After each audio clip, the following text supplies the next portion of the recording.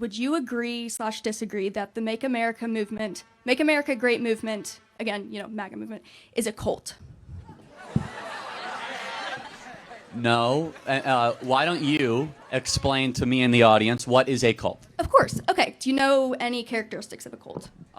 Sure. I mean, you could take the Jonestown death cult, of which there was a charismatic leader that constantly lied people, and they took them out of everyday normal life and leads them towards ostracization and cutting off of family ties. Am I getting closer to describing the Democrat Party? According to the...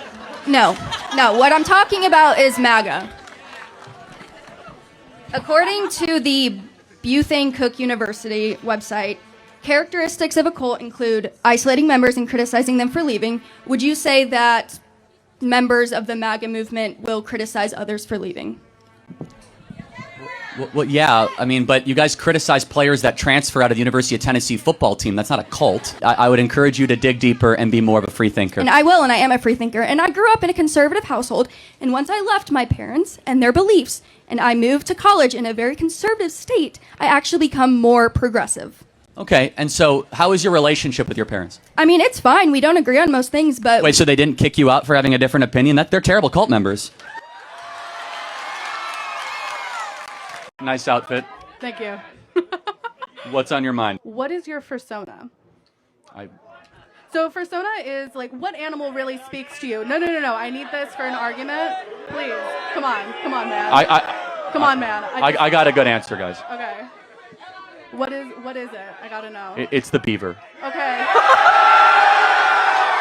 right. Thank you, man. So the Department of Education was formed in 1979. Do you think it's done a good job of improving educational standards for kids in this country? No, mostly no. The biggest problem with education, which is why we should get rid of the Department of Education, is it's not the Department of Education, it's the Department of Administrators. And this is what's very important. This is not a war on teachers.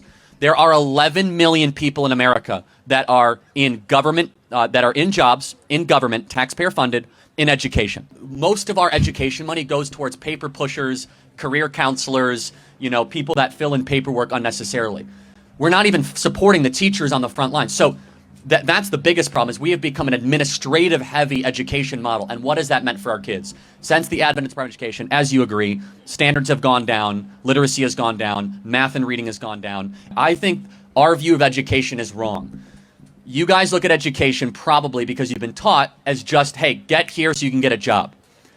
In the ideal sense, education should be about the growth of the soul and should be about the nurturing of good citizens, which is completely different than just career preparation.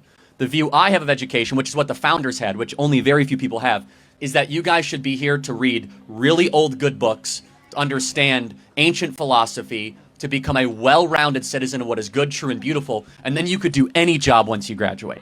That the hyper-specialization of our education system has been dreadful.